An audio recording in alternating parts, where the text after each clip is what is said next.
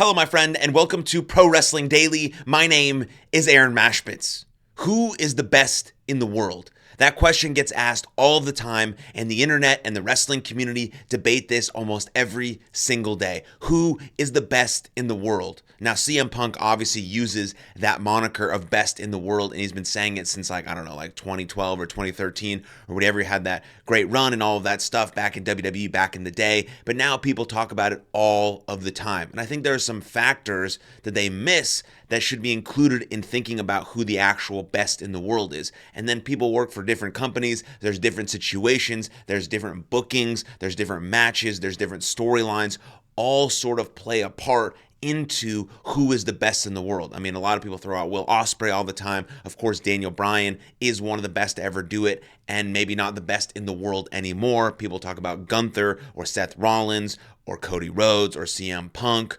or Roman Reigns. All of these guys can be included. I mean, John Moxley in AEW, right? I said Will Ospreay, of course, in AEW. Those people get thrown around for best in the world all the time. But the thing about best in the world, it's not about putting the best matches together. There are tons and tons of wrestlers out there who can put together absolutely fantastic professional wrestling matches in the ring. But outside of that, there's nothing else that happens that draws them in, because best in the world is not just about the match, because professional wrestling is a creative art form, but it's also an entertainment. And what's the point of entertainment? The point of entertainment is to draw fans in, for them to pay money so that you can draw money. Entertainment is about making money through the creative art of the performance.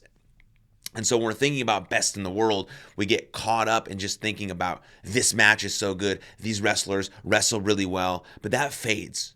What doesn't fade is what it makes you feel, the story, the narrative, the investment, and that draws money. I mean, you could look at Hogan and Rock from a WrestleMania. I forgot which WrestleMania, but Hulk Hogan and The Rock wrestled. If you watch that match with the sound off, it's a horrible match. It is. It's bad. It's not well put together. It's sloppy. It's sort of lame, and nothing really happens. But if you watch that match with the sound on, in the crowd, in the atmosphere, in the two wrestlers, you look at their emotions, their face-offs, everything that happens in the match, it's the greatest freaking match of all time. And so when you're thinking about best in the world, it can't just be who puts together great matches. I know a ton of people who put together great matches, but the best in the world is someone who actually draws money on a consistent basis, where people want to come see that guy get beat up or show up or go to an autograph signing or whatever the case may be. And so you can't just willy-nilly throw around best in the world. You have to think that someone has the full package to be able to be the face of a company, to draw money every single day, to do all the necessary things that create the best in the world. Like when Stone Cold Steve Austin was at his peak, easily best in the world, had everything going for him. People wanted to be like him or beat him up or just come to see him do anything. And so that's very, very, very important when you're having these discussions about who the best in the world is in the current day. And I love the discussion. That's why I'm having this discussion here on my show. But you have to have these other external factors that do absolutely play a part in thinking about who's the best in the world right now. And so I'm not going to answer that question for you, but I am going to give you those little pieces to think about as you have this discussion on your shows or on the internet or with your friends or whatever the case may be. And so speaking of best in the world, let's talk about my boy, John Cena, who I love. I love John Cena. I'm going to talk about him every chance I get, especially since this is his last year as an active competitor in WWE. And so let's just imagine for a second that John Cena wins the Elimination Chamber. I don't know if that's going to happen. I predict it will. There's some other things that might happen, like Logan Paul costing John Cena the Elimination Chamber, and then CM Punk going on to Mania to face Cody Rhodes, and then Logan Paul and John Cena having a potential feud that could be good. I'm not saying that's awful. That could be really good, considering Logan Paul is the biggest heel in the company and John Cena is the greatest babyface of all time. That could be awesome. That could be awesome. But I think what's better is John Cena wins the Elimination Chamber and goes on to face Cody Rhodes at WrestleMania in the main event. And does he, the big question, if he wins the Elimination Chamber and goes after Cody Rhodes for the title, does he win his 17th world title at WrestleMania 41? I think the answer is yes. I think the answer is yes, because again, I said best in the world. What's best in the world? Drawing money, making money, having a fan investment. And there's no bigger money match than that. Now, if Paul Heyman is involved because he has to pay back the favor from CM Punk, and CM Punk is in that match, that makes the dynamics very interesting. I think Cody Rhodes is the least cheered person in that match. You have Cena, who might be, let's go Cena. Cena sucks, but I think it'll all be let's go Cena, considering this is his last WrestleMania ever. And then you have CM Punk, who's very, very, very popular. And then you have Cody Rhodes. So you may see Cody Rhodes start to act in a bit more of a heel manner, sort of planting that seed as he might make the turn sometime later on in 2025 or in 2026. And it could be based on these moves that John Cena and CM Punk are quote unquote forcing him to make. And so he was driven mad, his ego, all of these things might turn him over into that heel, which I think would be potentially a really good run for him. And where maybe I see that going, this is me, future booking here, but if John Cena wins at WrestleMania 41, and then I think maybe he holds that title the rest of the year, and then his last match should be against Randy Orton, because they have a historic rivalry, and many people do think, myself included, that Randy Orton should be the guy who actually could break John Cena's record if he gets 17. I think Randy Orton's at 14. So if he beats John Cena for the strap for John Cena's very last match in WWE, then you have Randy Orton. Then maybe that's the time that Cody Rhodes either is staying a babyface or Randy Orton becomes the heel. But you just run into this feud with Cody Rhodes and Randy Orton, which everyone needs, which could lead into WrestleMania 42 in 2026, because that is just a intense, passionate feud of Cody Rhodes, of Randy Orton, the guy that sort of brought Cody Rhodes in, made him relevant, and now they have this big time feud where maybe Cody Rhodes gets his title back. That's Randy Orton's 15th title run. So there's a lot of things that could potentially happen.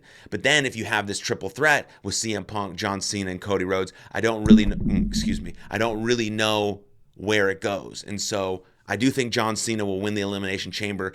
Me personally, as a fan of John Cena for the last 20 years, I would absolutely love to see John win his 17th world title at WrestleMania. But then I don't know where you go with CM Punk and how you finish his story and that narrative, and fans really want that. But you're thinking about John and his last WrestleMania and just very complicated stuff. So maybe you make that a triple threat, and then you put the focus also on Roman and Seth. And there's just so many things going on I think it's going to make this one of the best WrestleManias of all time, and I'm excited to watch both nights. But that's just me sort of future booking about John Cena's very last match being with Randy Orton, and then maybe then you see finally this Randy Orton, Cody Rhodes feud that's going to be unbelievable, potentially heading into WrestleMania 42.